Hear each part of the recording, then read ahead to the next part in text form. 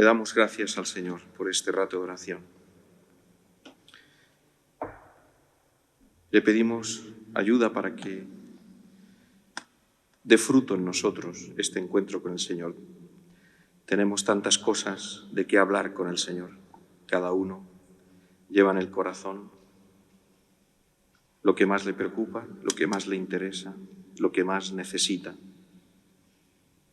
lo que más ama, lo que espera.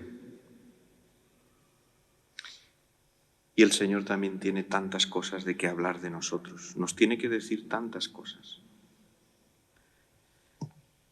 Y por eso le pedimos ayuda para escucharle, para abrir el corazón a esas palabras de vida eterna que Jesús quiere comunicarnos, para iluminarnos, para hacernos ver con más claridad nuestra vida, para descubrir qué es lo que Jesús quiere de nosotros. Señor, en esta Cuaresma, ¿qué Cuaresma quieres para mí? ¿Qué esperas de mí? ¿Qué quieres de mí?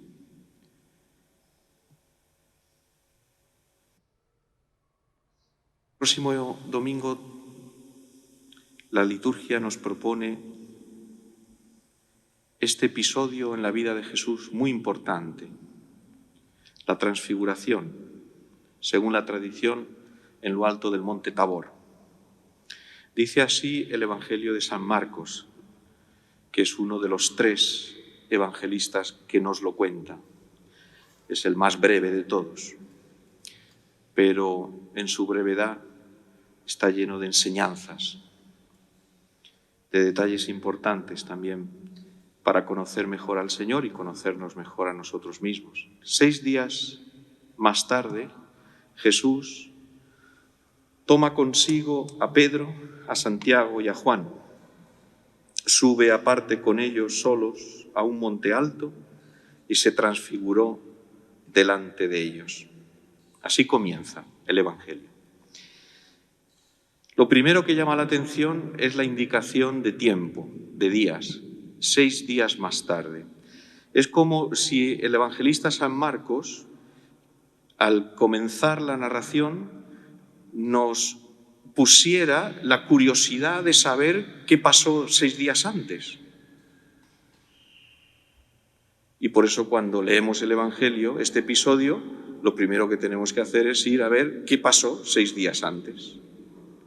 Porque eso quiere decir que el evangelista San Marcos nos dice, atención, lo que os voy a contar ahora, lo que pasó en la transfiguración, tiene que ver con lo que ocurrió 6 días antes.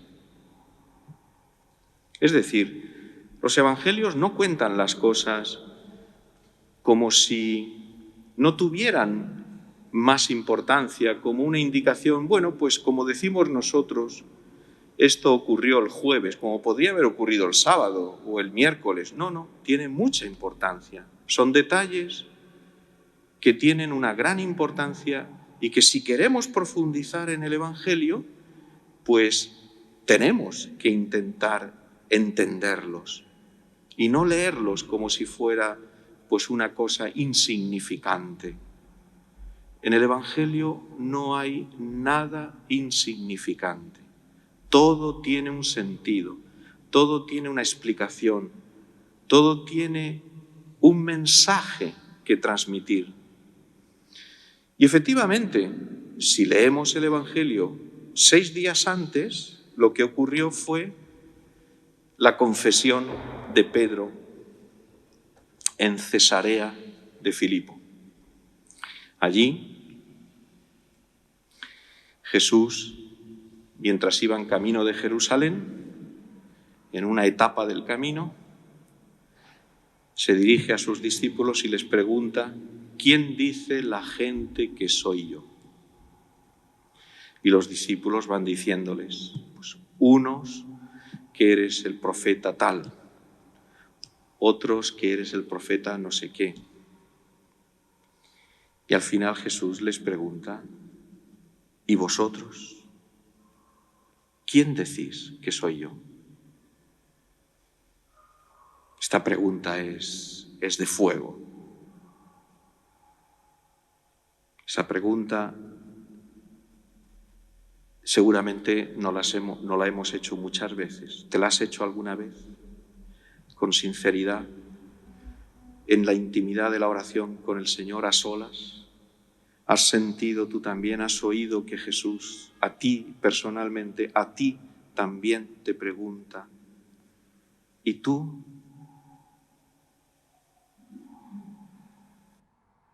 ¿Quién piensas que soy yo para ti? ¿Quién soy yo para ti? Y entonces Pedro inmediatamente responde, iluminado por el cielo: tú eres el Mesías, el Hijo de Dios. Y a continuación continúa el Evangelio que Jesús les dice a sus discípulos lo que va a suceder en Jerusalén. Nos dirigimos a Jerusalén y el Hijo del Hombre va a sufrir en manos de los sumos sacerdotes y de los escribas. Padecerá mucho, lo matarán y al tercer día resucitará. Y es entonces cuando Pedro lo toma aparte y le dice: Señor, eso no te puede suceder. Y entonces la respuesta terrible de Jesús a Pedro, mientras que antes le ha dicho: bienaventurado tú, Simón, porque lo que has dicho no te lo ha revelado nadie de carne y hueso, sino mi Padre que está en el cielo. Ahora, inmediatamente después le dice: apártate de mí, Satanás, porque piensas como los hombres, no como Dios. Es decir, en el momento en el que Jesús le enseña, les descubre, les revela a sus discípulos que va directo, voluntariamente, con toda conciencia, derecho a la pasión y a la muerte, entonces los discípulos, entre ellos Pedro, se rebelan. No tiene sentido. Tú a la muerte, ¿para qué? Entonces tiene lugar la narración de la transfiguración. Jesús toma a 3 discípulos, a Pedro, a Santiago y a Juan, y sube aparte con ellos solos a un monte alto. ¿Por qué toma a Pedro, a Santiago y a Juan?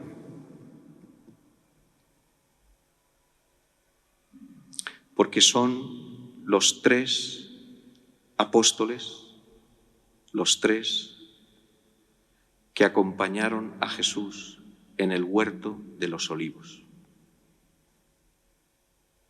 Y como iban a ser los testigos directos de la agonía de Jesús, de su dolor, de su angustia de muerte en el huerto de los olivos, Jesús quiso que en el monte Tabor experimentaran la gloria de Dios.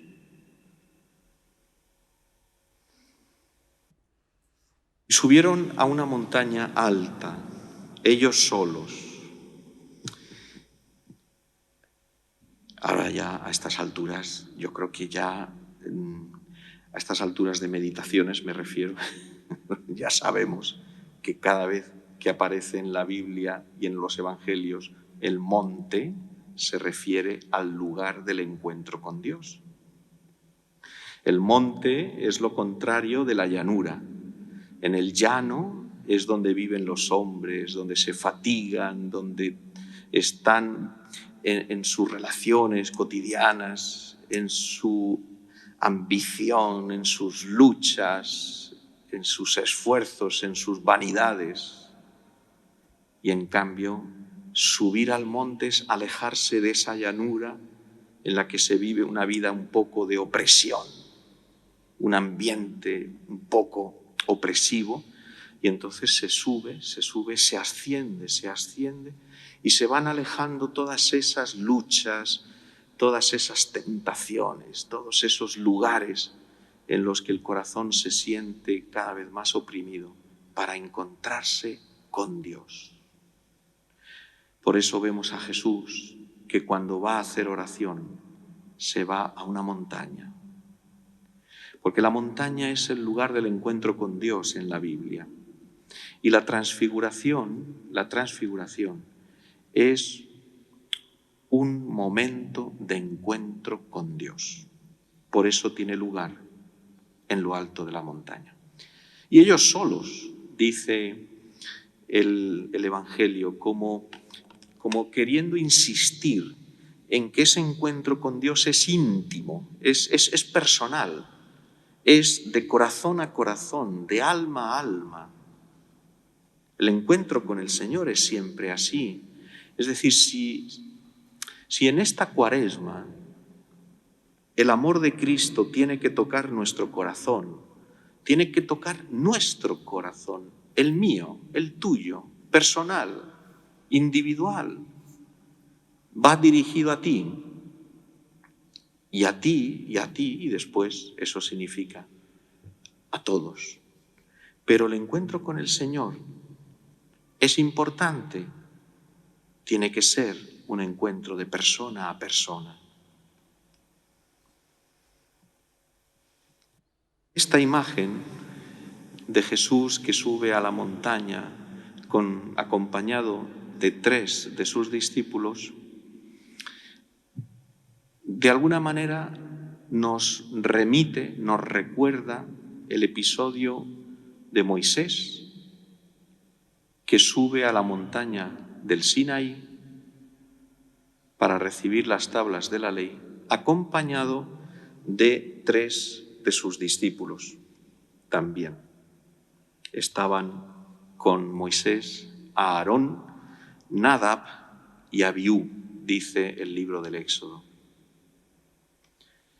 Es como si se nos diera a entender que el episodio de la transfiguración significa una nueva revelación de Dios, un manifestarse Dios, un aparecerse Dios con una nueva gloria, con una nueva luz. De tal manera es así que el libro del Éxodo nos narra que cuando Moisés bajó de la montaña, después de haber estado cara a cara con Dios,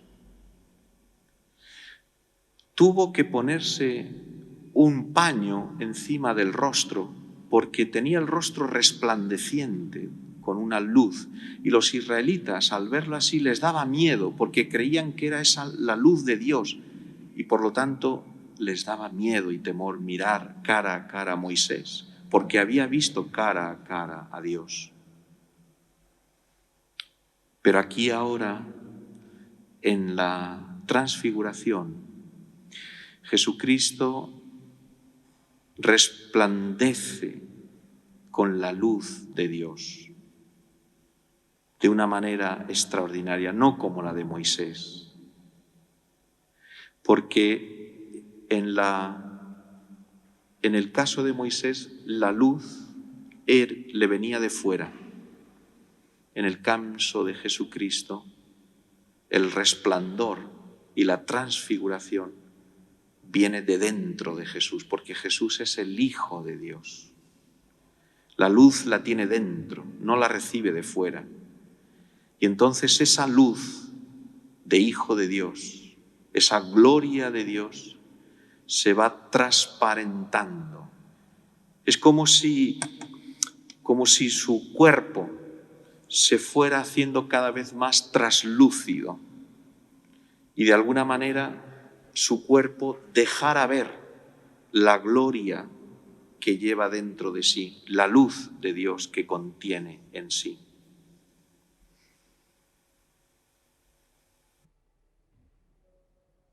Sus vestidos se volvieron de un blanco deslumbrador, como no puede dejarlos ningún batanero del mundo, y se les aparecieron Elías y Moisés conversando con Jesús.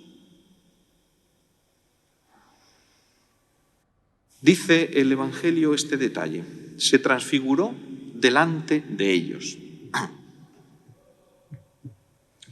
¿Por qué dice el evangelista esta precisación? Delante de ellos. Evidentemente, Jesús no se transfiguró delante de los demás discípulos, ni delante de toda la gente que lo escuchaba, solamente delante de estos discípulos escogidos, porque nos quiere dar a entender que la transfiguración significa ver a Dios con ojos nuevos. Y para poder ver a Dios con ojos nuevos, tenemos que hacer un camino, un proceso, un itinerario. Y estos 3 discípulos lo han hecho. Por eso Jesús se transfigura delante de ellos. Así podemos ya ir entendiendo cómo la transfiguración significa ese ascenso, ese proceso, ese camino que nos va llevando para que nuestros ojos sean capaces, nuestros ojos del alma, por supuesto, sean capaces de ver a Dios con una luz nueva, distinta a la luz que tenemos en la vida normal, ordinaria, cotidiana, de cada día. Pedro, Juan y Andrés vieron a Jesús con ojos nuevos, como nunca nadie había visto antes a Jesús. Tuvieron una experiencia única de la realidad y del misterio de Cristo.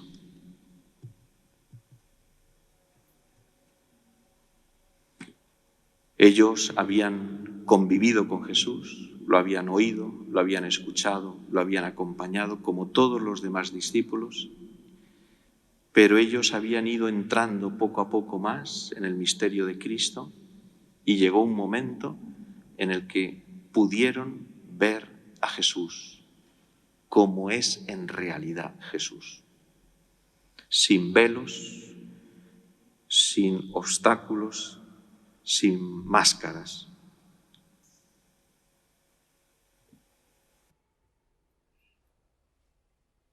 Necesitamos, en este tiempo de Cuaresma,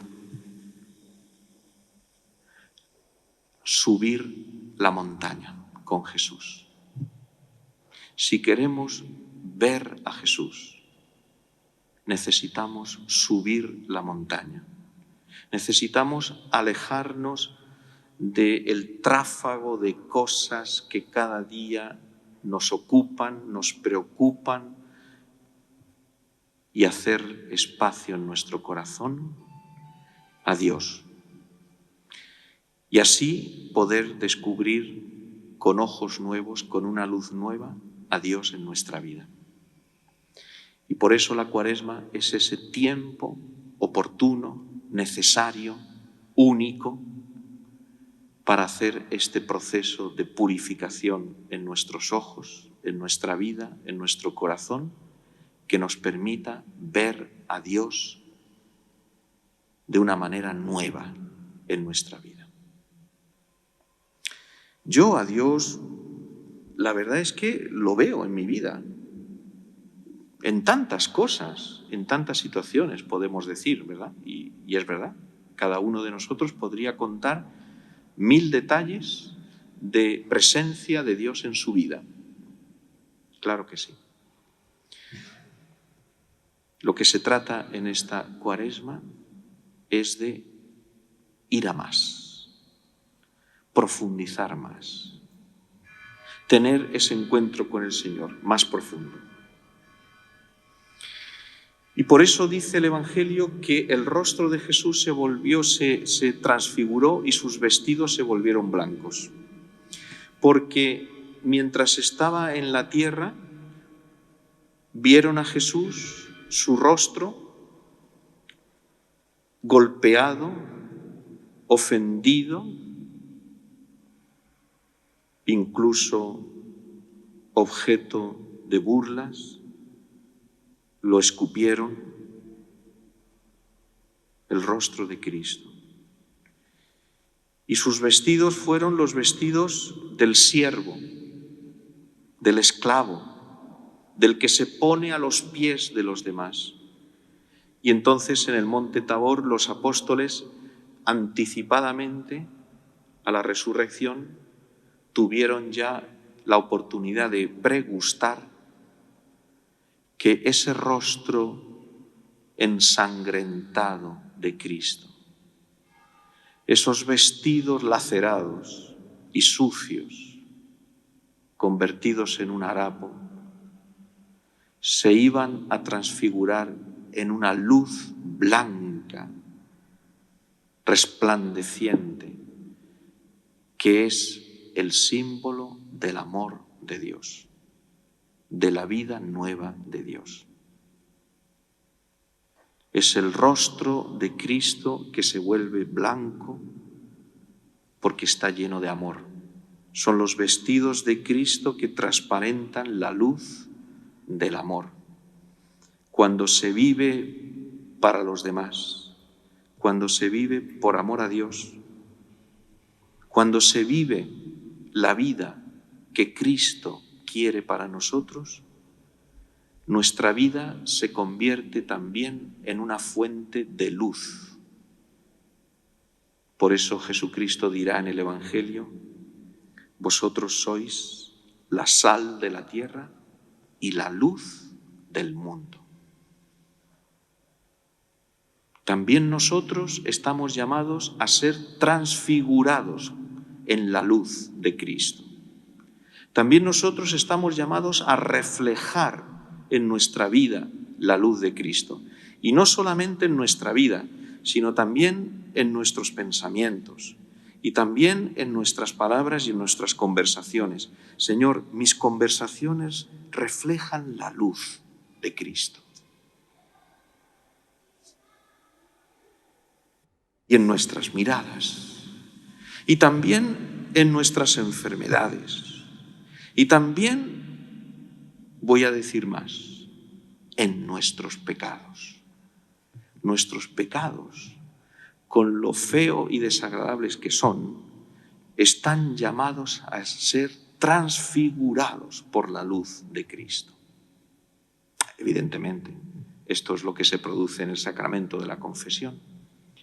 Pero es que es esto lo que aparentemente para nosotros es una fuente de vergüenza, en ocasiones incluso de desánimo, es precisamente lo que va a ser transfigurado por el amor de Dios. Por eso tenemos que hacer ese esfuerzo personal en esta Cuaresma para presentarle al Señor nuestras llagas, nuestra suciedad, nuestra fealdad, todo aquello que es desagradable, todo aquello que no es de Cristo, todo aquello que, Señor, todo lo que desfigura en mi vida el rostro de Cristo, mostrárselo, presentárselo, para que el Señor lo transfigure, lo llene de luz, lo transforme y se convierta a su vez en una fuente de luz. Qué maravilla, qué grandeza si cada uno de nosotros, poco a poco, nos convirtiéramos en una fuente de luz de Dios en este mundo. En el libro del Apocalipsis, las criaturas celestiales son todas presentadas con vestiduras blancas. Pero es que además los elegidos que han sido salvados se presentan también con túnicas blancas. Y dice así el libro del Apocalipsis: estos son los que han lavado y blanqueado sus vestiduras en la sangre del Cordero. Es decir, el blanco, el resplandor, la luz de nuestra vida, porque las vestiduras es una imagen bíblica para significar nuestra vida, no se refiere a los jerseys, ni a las blusas, ni a las vestiduras blancas. Es la imagen de nuestra vida. Hemos sido lavados y blanqueados en la sangre del Cordero, que las ha dejado blancas, resplandecientes.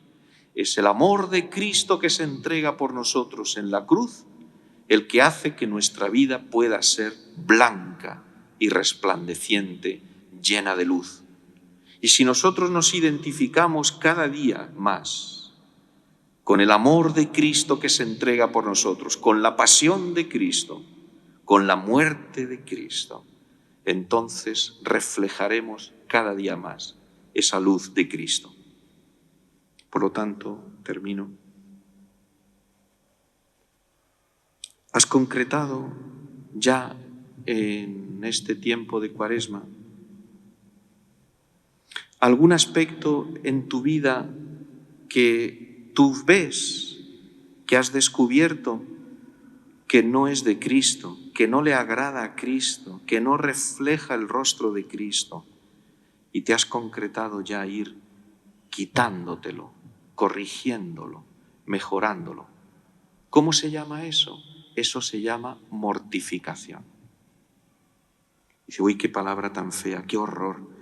Pues mira, yo conozco una palabra peor que mortificación y se llama mascarilla. La mascarilla es un horror. Y tengo otras. La mortificación es quitar de nosotros todo aquello que nos sirve para que la luz de Cristo resplandezca. Es como la poda de los sarmientos para que den más fruto.